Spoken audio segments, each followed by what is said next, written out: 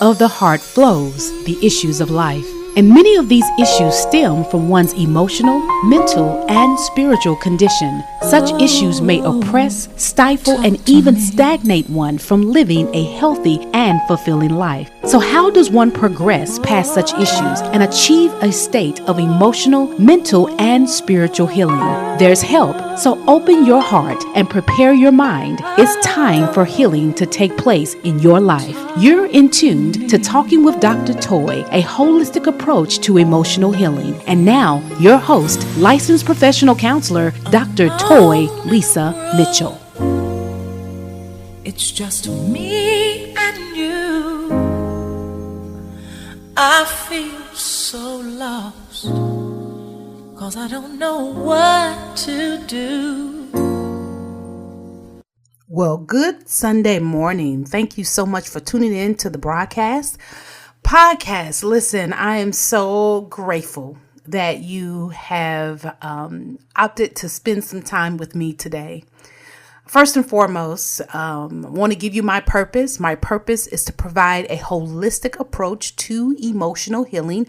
Therefore, my mission is to provide a holistic and restorative therapeutic approach in addressing and resolving issues that adversely affect the emotional, psychological, spiritual, and physical well-being of individuals who desire to enhance their quality of life.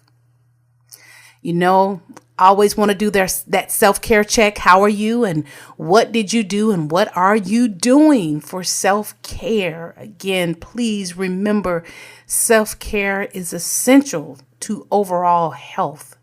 I love this statement. They said there is no health without mental health. So we must take care of our mental health. That's a part of us taking care of our overall well-being. It is essential.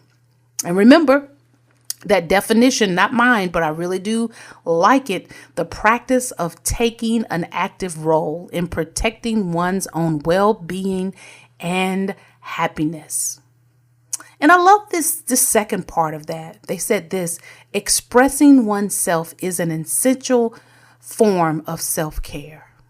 And basically how I see that is cultivating safe spaces in your life where you can show up in ways that are authentic and safe for you. That is also an important aspect of self-care. Not only doing those things that can definitely enhance your physical well-being, resting and making sure that you get plenty of sleep. Also relationally implementing appropriate interpersonal boundaries. Yep, that's a part of self-care as well. But also really kind of attuning into how you show up in relationships, where you have spaces where you can express yourself in ways that are true for you, that are healthy for you.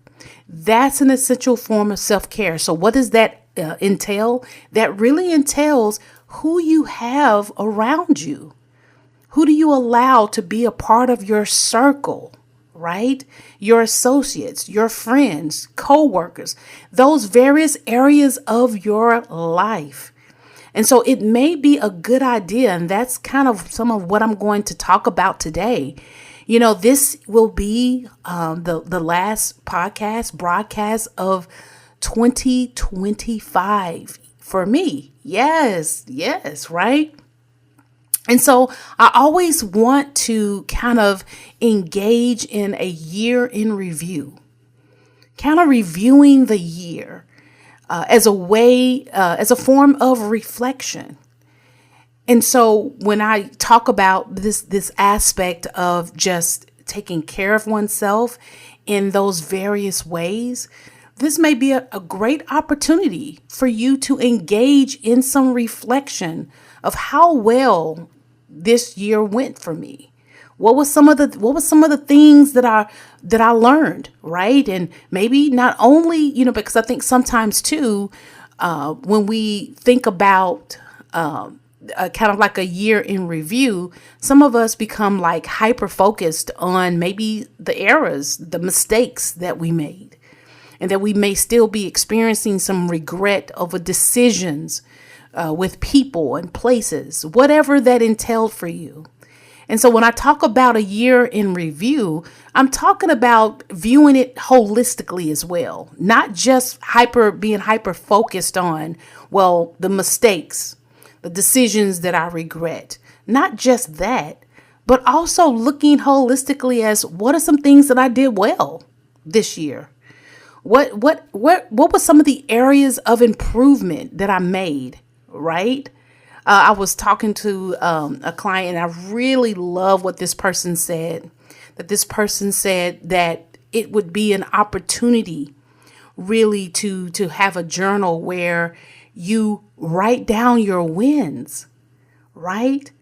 Where you write down what are some areas that I really excelled in, because I think sometimes we become so hyper focused on the negative. And remember what we've talked about with regards to how our brain works in ways that our brains will more naturally gravitate towards the negative stuff. Now, listen to what I'm saying. I'm not saying that we avoid thinking about, okay, what are some of the mistakes that were made? I'm not saying that, because we want to view mistakes in a way of learning opportunities. Sometimes when we don't face our mistakes and we avoid them, we maybe miss some opportunities to learn ways to navigate situations more effectively. So I'm not saying not to focus on the negative. Listen to the word that I'm saying. I'm saying hyper focused, where our sole focus is on the negative aspects. That is not healthy. Because basically what that may do is that may get you in a place where you're self-loathing, where you're just judging yourself, and you really are looking down upon yourself. And the thing is that staying solely in that space, what is that going to do? Basically, it's going to cultivate maybe a lot of shame, a lot of discouragement and embarrassment. So we're saying not to stay there, right? Comes back to one of my sayings that I say this. I said that we learn from the past. We don't live there, right? So we learn from it. There's some things that our past can teach us. So yes, learn from the past, but don't live there. And so I want you to take this opportunity to really think about, okay, a year in review. First up, how do we do with self-care, right? On a scale from 1 to 5, one being not so great and 5 being, yes, you hit that ball out of the park. How would you rate yourself, right? How would you rate yourself? I'm encouraging you to do this. Yes. Okay. So that's one. And then here's the thing. Whatever your rating is, what I encourage you to do next is, okay, what would help me get to my desired goal, right? So say, for instance, you scored a 2. And my question for you is, what would it take for you to get to a 3, right? What would it take? What would be some things that you can do to get you to a 3, right? So that's one take. What would it take for you to get to a 3? And then 2, I would love for you to think about this. What kept you from achieving that 3? Okay, so those are 2 things I would love for you to consider. What would it take for you to get to that next mark that would be helpful for you? What would it take that would help you get to that next mark? And then the second thing is, what kept you from achieving that? Again, not being hyper focused on our mistakes, but keeping them in mind and keeping them in view as opportunities to learn, so that we can identify maybe the challenges and the barriers that we had, so that we can work through ways to overcome that. Okay, so that's number 1, self-care. That self-care year in review evaluation. Number 2, you know this, community care, right? The power of collective caring. I love this. People committed to leveraging their privilege to be there for one another in various ways. So, how did you show up for others? And how did you allow others to show up for you? How well did you do with implementing this aspect of community care in your life? Let's go back to our scale. A scale 1 to 5. 1 being not so great. 5 being, oh, you hit that out of the park. How would you rate yourself? And remember, when we talk about showing up for others, I would love, let me preface this to say that, again, this is not having a savior's mentality, right? Showing up for others is a form of support. Remember, being savior is different than support. Savior is you coming in, swooping in to save the day, right? Feeling like you have to be the one to fix everything, that you have to be the one to solve all the problems. You become the savior, right? Which in some ways can induce some enablement where people are not participating in their own healing or deliverance or whatever they may be going through, because they're dependent and relying upon you to do it for them, right?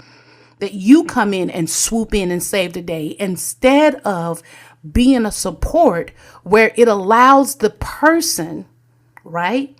It allows them to participate in their own process. And you show up as support. What are ways that I can support you in this? So for example, right? For example, if there's some people in your life and you always have to be the mediator, right? In essence, they're like, well, you talk to them. Well, you meet with them and then tell me what they say, in some ways looking to you to help resolve and solve their problems, right? And so one of the ways that you can, again, this aspect of community care, showing up as support, not savior, can be, listen, let me help you with some tools for you to learn how to resolve this conflict. You and I engage in what we call role play, and I can help you navigate what are some things that you may need to bring up and that you need to say. So instead of me doing it for you, let's work on ways that you can do this and I can be a support to help you, right? There's a difference. So making sure that as we engage in this year in review, how did you show up for others, right? How did you show up for others? And then that second portion, how did you allow others to show up for you? Yes. Remember, I talk about this and I haven't used this illustration in a long time, but I talk about this notion that if I was sitting at a desk that was very heavy, right? And I was like, you know what? I need to move this desk into another office. I could do it by myself. I could do it by myself, but it's very heavy. And basically what would happen, it would take most of the day. It would take most of my strength. But I can say, you know what? I did that by myself. That would be my reward, I guess. Oh, I did it by myself. But I have used a lot of time. Don't have time for anything else because I've used most of the day. And I'm exhausted. However, what would have been the result if I just had asked someone to help me move the desk? Hey, can you help me move this desk to the other office? What would that result in? Yes, less time, right? And less energy. And it allows me to use energy for something else. And so I want you to kind of just view that as we talk about this year in review. How have you implemented aspects of this community care? Have you allowed others to show up for you? And when we talk about show up, to support you, right? Have you allowed others to do that in your life? Because I still hear people saying, well, I don't want to be a burden. And some of us are fearful, are really kind of fearful of rejection. What if they say no? And then the follow-up question is this, but what if they say yes? Right? And we need that in our lives. We need people to show up for us as we show up for others. So again, how would you rate yourself on that? And using that same scale that I expressed, what would help move you to a higher score? And then really assessing what kept you from achieving that higher score. What were some of the challenges? What were some of the barriers, right? And so I also want you to really kind of think about, when we talk about this year in review,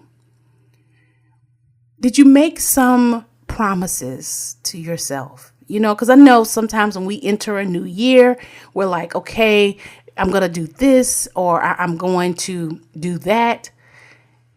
But I am asking, did you make any promises with yourself?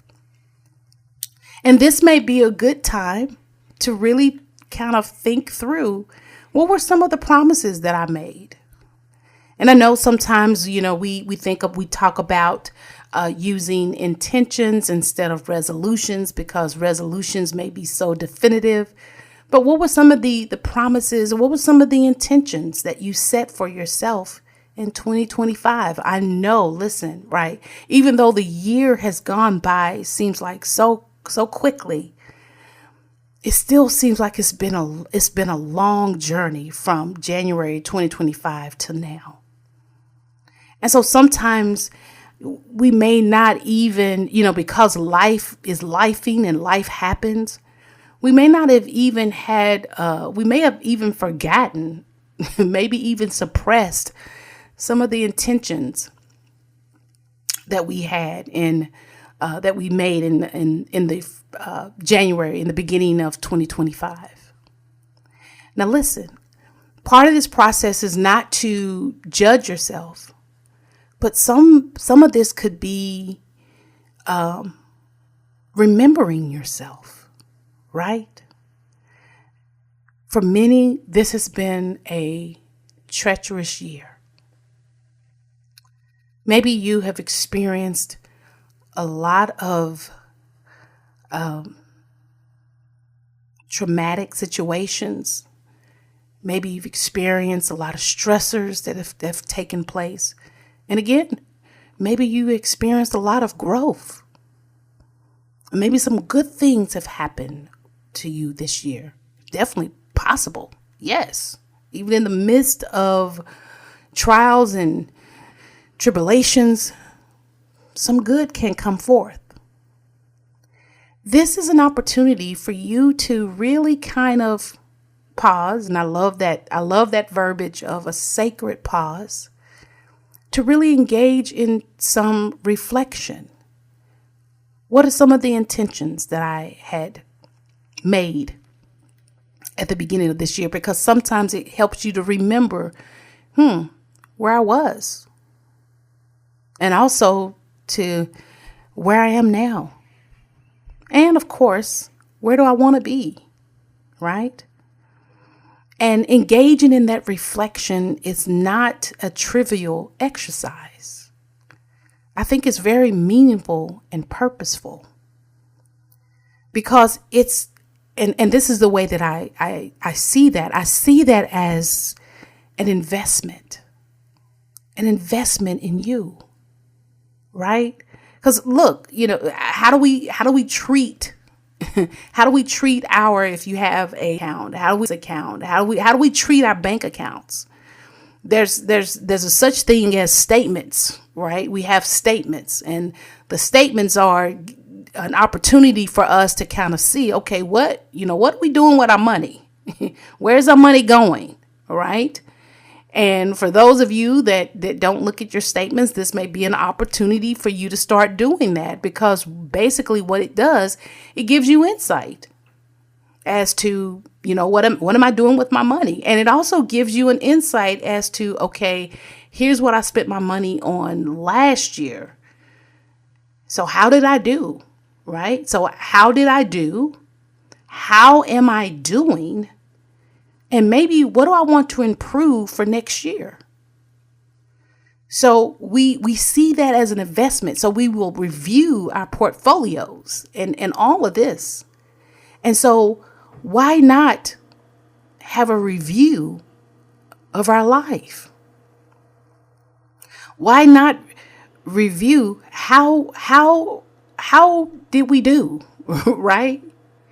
What did we do well?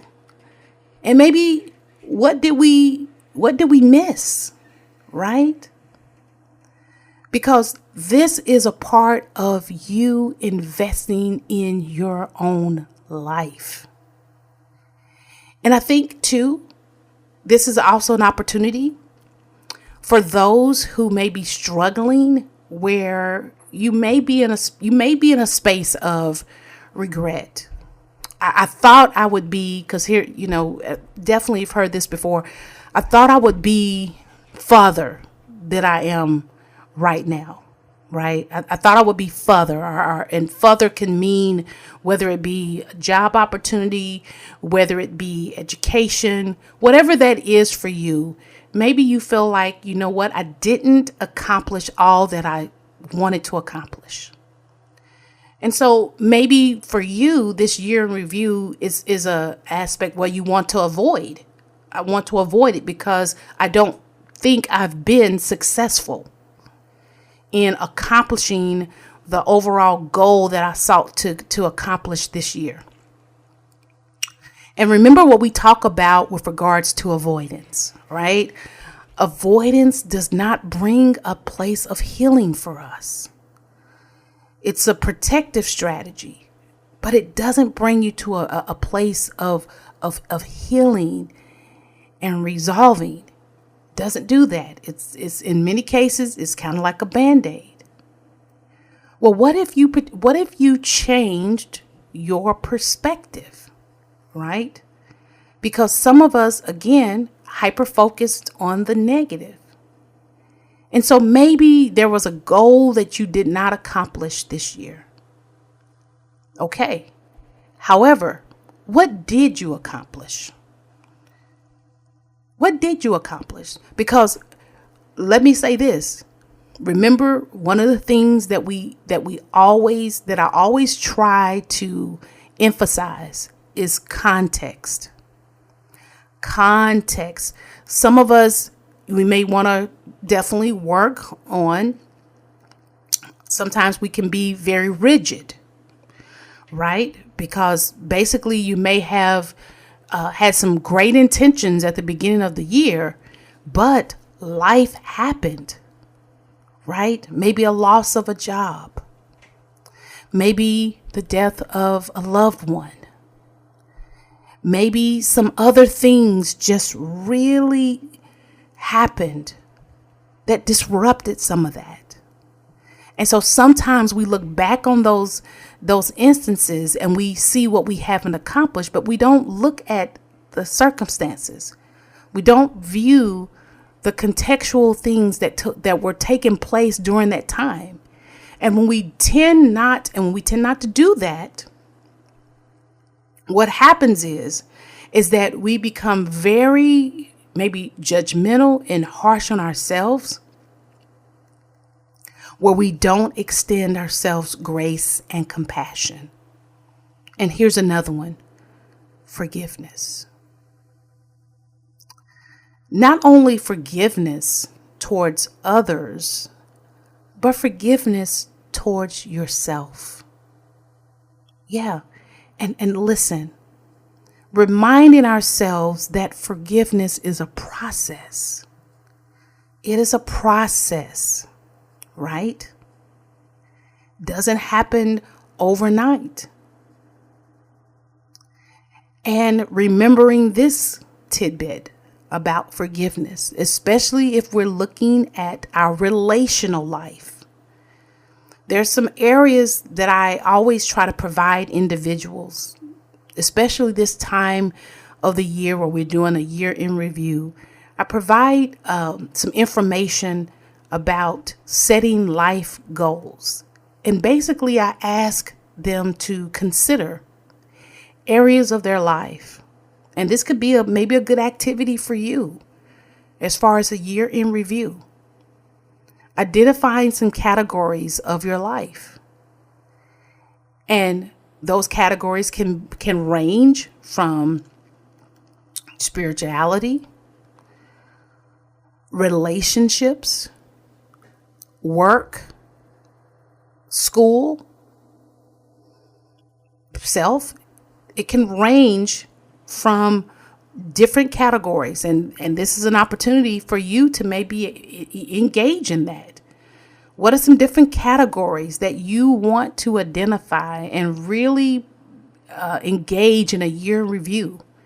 And so having those categories, and then that next, and this is a worksheet that I really love to give individuals. And then that next box is the next category is, what did you do well? Yes. Because we also, again, we want to identify, and I love this language by one of my clients, those wins. What did we do well? Because sometimes, again, you didn't do everything. Everything was a mistake that you did this year. You did some things well. Why not identify those things? So what did we do well with regards to our spirituality, our relationships, our work life, right? Our physical life. So what did we do well? List those things. And sometimes those things don't come as naturally as the negative. So that means that we've got to spend a little time really processing that. So can you give yourself 5 minutes? You know, I'm going the lowest time on the totem pole. Can you give yourself 5 minutes to really think about, what did I do well in these areas of my life? Right? That's the first one. And then the second one is, how can I improve? What are some, what areas do I need to improve with regards to my spiritual life? Now, here's the thing. I want to preface again, be realistic.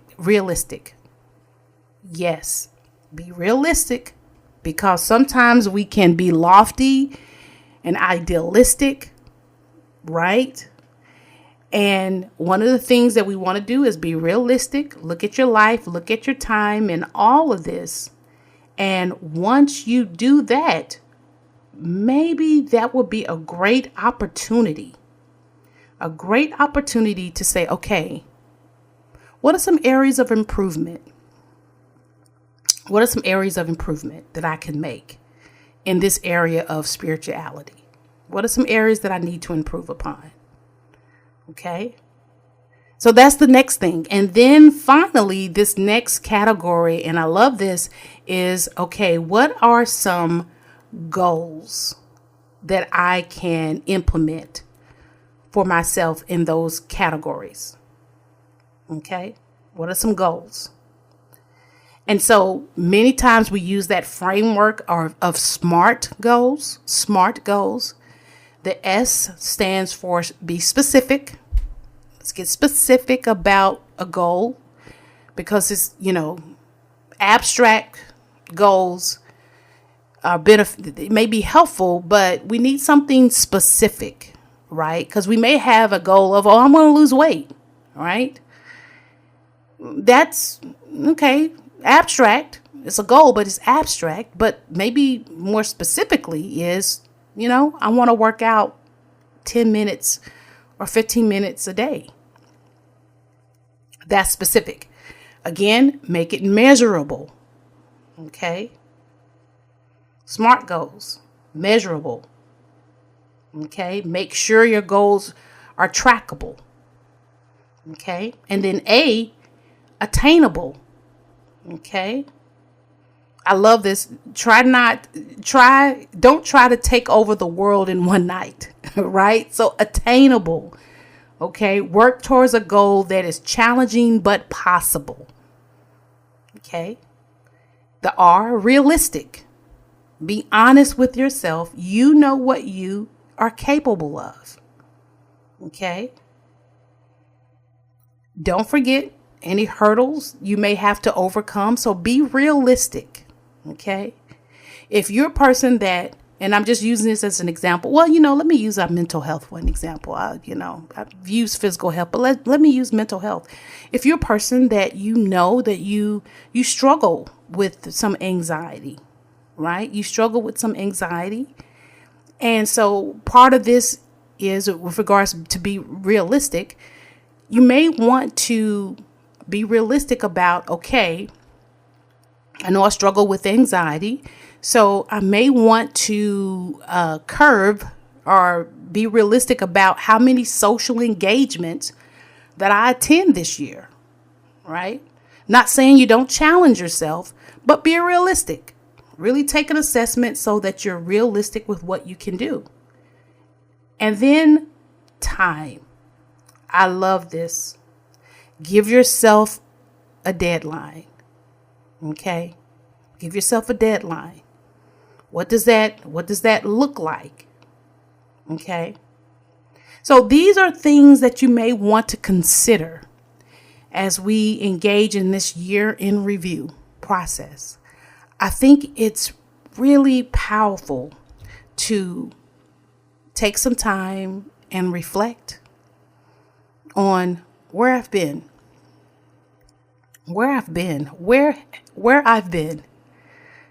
Also, where am I now? And then finally, where am I going? Where do I want to be? This may be a good process to engage in as we move towards a new year. Well, listen, that's all that I have for today. I first and foremost, again, want to thank you for making this a marvelous year, for talking with Dr. Toy. Thank you for tuning in to the podcast and broadcast and just taking time out of your precious schedule to tune in. And my hope is, as I always say, please, this is not a substitution for therapy. It is not. It's just a podcast. So if you need some assistance beyond what this podcast provides, I would encourage you to connect and reach out for what you need for therapeutic support. I think it will be helpful for you. Again, thank you so much, and look forward to what the new year will bring. So remember, relentlessly and intentionally pursue authentic and genuine relationships vertically with God, horizontally with others, and inwardly with yourself. Maintain and sustain a keen sense of awareness and ongoing discovery about self as well as others. Take good care of you and engage in things that are helpful for your mind, body, soul, and spirit. And remember, out of the heart flows the issues of life. Let's continue to talk about it and continue our journey towards emotional healing. God bless and Happy New Year. Bye-bye. You've been tuned to Talking with Dr. Toy, providing a holistic approach to emotional healing with your host, licensed professional counselor, Dr. Toy Lisa Mitchell. Please connect with me at talkingwithdrtoy.com or Facebook at Talking with Dr. Toy or email talkingwithdrtoy@gmail.com. I would love to hear your story and hear your heart regarding the issues of life you may be experiencing. Remember, out of the heart flows the issues of life. Let's continue to talk about it. I look forward to hearing from you. Thanks for listening, and please join me next week for Talking with Dr. Toy.